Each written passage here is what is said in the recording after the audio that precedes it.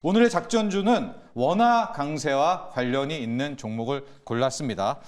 원화 강세를 하면 우리가 처음 막 주식책이라든가 이 주식 기본기 배울 때 항공업종들 나오지 않습니까? 왜냐하면 이제 항공주는 항공유를 수입을 하기 때문에 원화 강세를 통해서 왜냐하면 대부분의 비용이 그거잖아요. 비용을 절감할 수 있다라고 하는 그런 로직인데 자 그래서 오늘 대한항공을 오늘의 작전주로 골라봤습니다.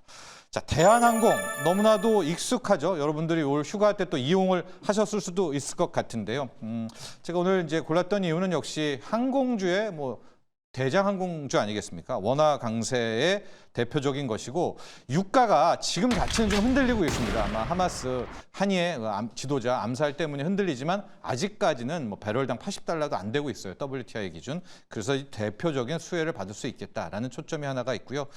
먼저 원화 강세 부분을 살펴보면 앞서도 많이 봤고 여러분들도 많이 들으셨겠지만 일본이 거의 이제 15년 내 최고의 금리로 전격 금리 인상을 했습니다. 엔화가 강해지면서 상대적으로 달러가 약해지죠. 달러는 또 이번에 9월 금리 인하 가능성 때문에 또 약해진 측면도 있고 그러면서 상대적으로 원화가 강해지는 그런 모습인데요.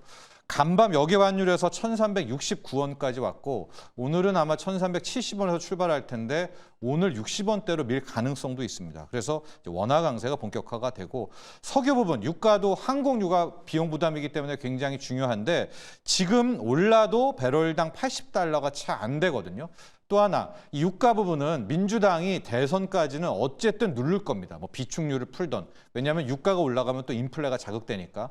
또 반면에 트럼프가 돼도 트럼프는 셰일 오일을 판다는 사람이잖아요. 셰일 오일을 개발한다는 쪽이기 때문에 트럼프가 당선되면 이제 국제 유가는 장기적으로 안정선으로 들어가게 됩니다. 이래저래 환율, 유가 두 개 다 이 항공주, 특히 대한항공에는 수혜가 될 수밖에 없겠고요.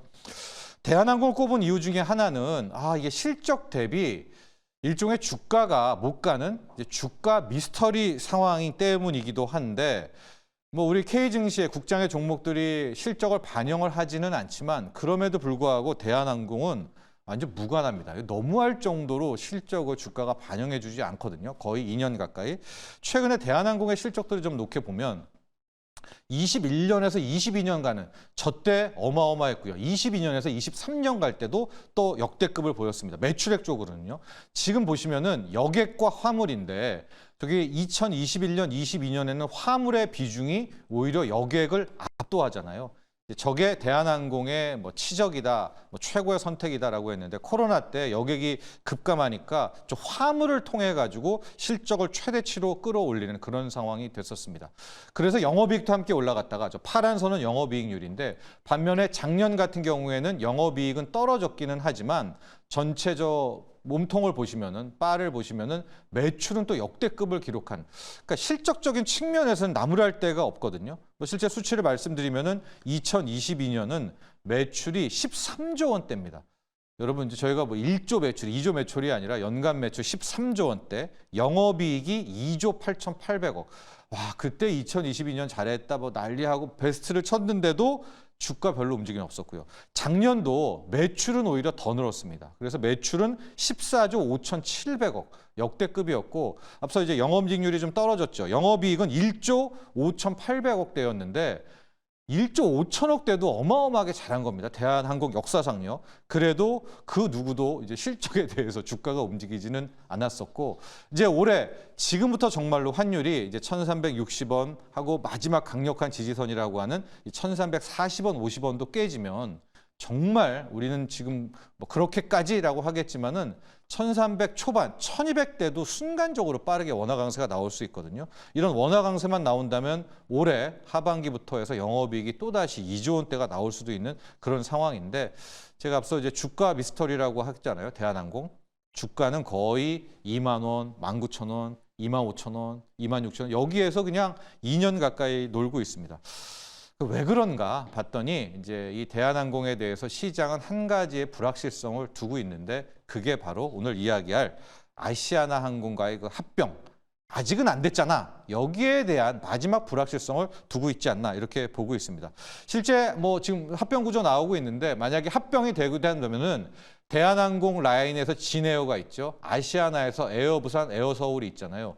우선 진에어, 에어부산, 에어서울 세 개가 완전히 통합이 되면서 LCC 시장에서는 최대 강자가 되고요. 대한항공과 아시아나가 뭉치면서 유일무이 대한 국적기가 하나가 되는 것이고요.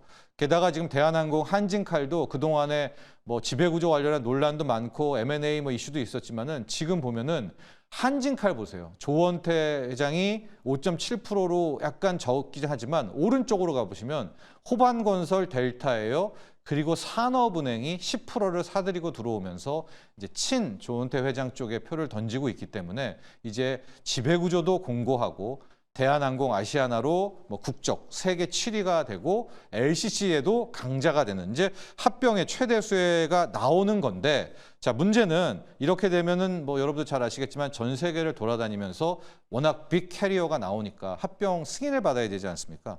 14개 국가에 이제 신고를 했고 유럽까지도 통과를 했고 이제 마지막 미국의 합병 승인이 남아 있습니다. 법무부가 해주는 건데요. 올 10월에 최종 결론이 납니다. 아마도 이 불확실성이 굉장히 큰데 이 때문에 최근에 이 뉴스를 보셨을 겁니다. 이 조은태 회장이 30조를 베팅했다. 어디에 베팅했냐면 미국 보잉사의 비행기 50대를 산 겁니다. 이 777, 787 이제 보잉에 B를 붙이는 건데 이제 사이즈가 큰 거죠. 올라갈수록 50대를 사들여 왜 그랬을까? 이게 이제 미국의 승인과도 알게 모르게 연관이 있죠. 야, 우리가 너네 보잉사의 비행기를 이 정도를 사주고 있어. 근데 우리 아시아나 항공과의 합병을 승인을 거부하면 안 되지 않겠니?